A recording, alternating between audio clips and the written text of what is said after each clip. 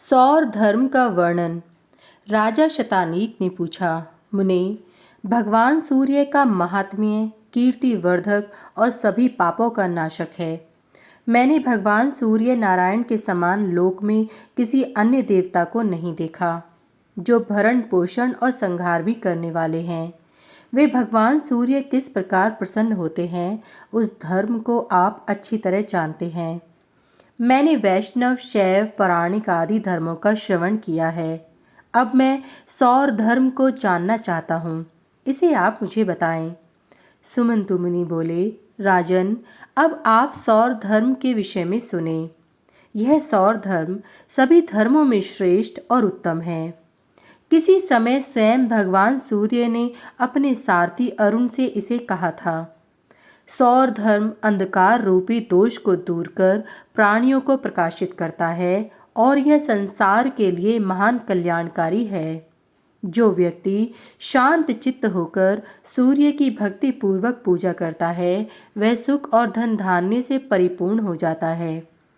प्रातः, मध्याह्न और शाम त्रिकाल अथवा एक ही समय सूर्य की उपासना अवश्य करनी चाहिए। जो व्यक्ति सूर्य नारायण का भक्ति पूर्वक अर्चन, पूजन और स्मरण करता है, वह 7 जन्मों में किए गए सभी प्रकार के पापों से मुक्त हो जाता है। जो भगवान सूर्य की सदा स्तुति, प्रार्थना और आराधना करते हैं, वे प्राकृत मनुष्य न होकर देव स्वरूप ही हैं। शोण शांग पूजन विधि को स्वयं सूर्य नारायण ने कहा है। वह इस प्रकार है।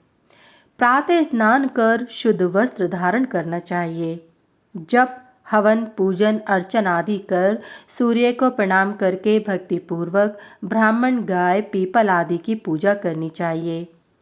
भक्तिपूर्वक इतिहास पुराण का श्रवण और ब्राह्मणों को वेदाभ्यास कराना चाहिए।